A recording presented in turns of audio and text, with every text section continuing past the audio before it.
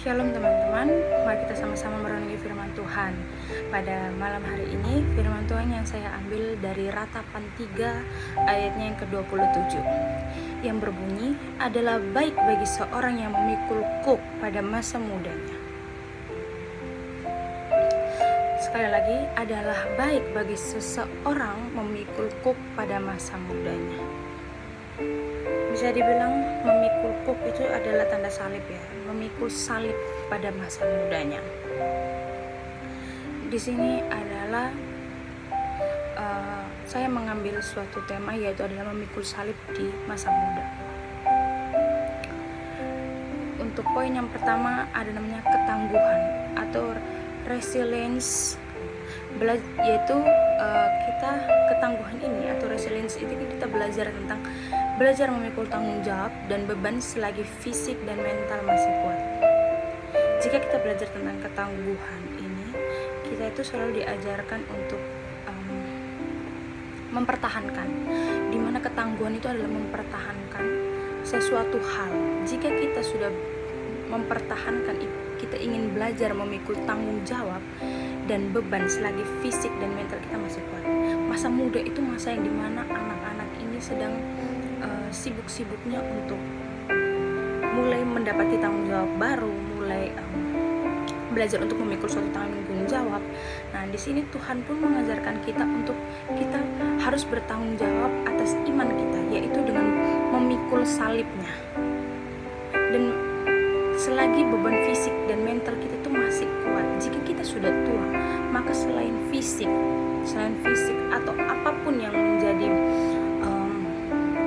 hal-hal yang sama seperti masa muda itu sudah beda, karena kita sudah tua, kita sudah hanya memikirkan fisik kita sudah lemah, pemikiran kita juga sudah tidak sama seperti dulu. Nah, sehingga itu Tuhan mau untuk selagi kita masih muda itu kita belajar untuk memikul tanggung jawab dan beban selagi mental ataupun fisik kita itu masih kuat. Yang kedua adalah pembentukan karakter. Pembentukan karakter itu berbicara tentang disiplin di masa muda dan menghasilkan buah kesuksesan di masa depan.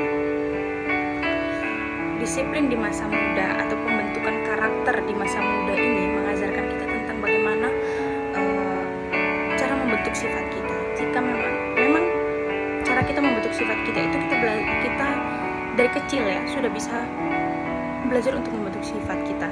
Tapi sifat yang diturunkan orang tua ataupun sifat yang kita raih saat kecil itu bisa berubah ketika kita sudah dewasa, ketika kita sudah belajar untuk melihat betapa luasnya pergaulan ini, betapa luasnya lingkungan ini, betapa luasnya tempat di mana kita tinggal, di mana luasnya orang-orang, kita sudah bisa bertemu dengan banyak orang. Tidak sama seperti kita kecil, kita hanya bertemu mama, papa, teman kita, teman-teman sekolah kita hanya sebatas itu, nenek, kakek kita.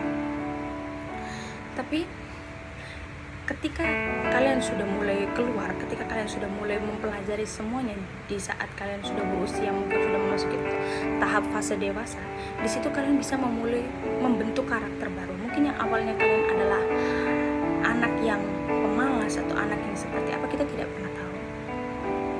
Tapi di sini Tuhan mengajarkan kita tentang disiplin di masa muda, itu menghasilkan buah kesuksesan di masa depan. Jika kalian benar-benar mau untuk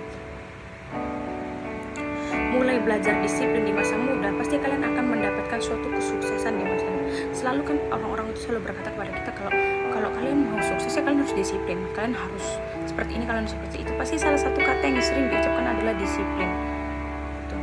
Tapi disiplin di masa muda itu juga hal yang sangat bisa dibilang kayak disiplin yang apa dulu. Nah, tapi jika kita sudah disiplin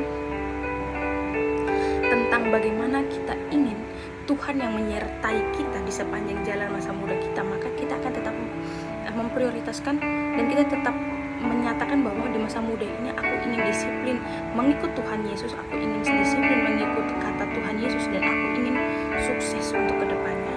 Seperti itu. Untuk poin yang ketiga adalah mentalitas pejuang. Mentalitas pejuang ini mengajarkan kita tentang tidak menghindari kesulitan, melainkan menghadapinya sebagai proses pendewasaan. Kalau kita belajar tentang seorang pejuang ataupun mental seorang pejuang adalah mereka tidak pernah menghindar, mereka selalu menghadapi apapun situasi yang mereka sedang alami, apapun apapun proses yang mereka sedang terima. Di sini kita diajarkan sama-sama untuk gimana caranya kita menghadapi suatu proses itu. Jika kita sudah berhasil menghadapi suatu proses itu, maka kita sudah bisa disebut sebagai orang yang dewasa. Seperti itu. Baik, sekian dari saya. Terima kasih. Semoga Tuhan Yesus memberkati.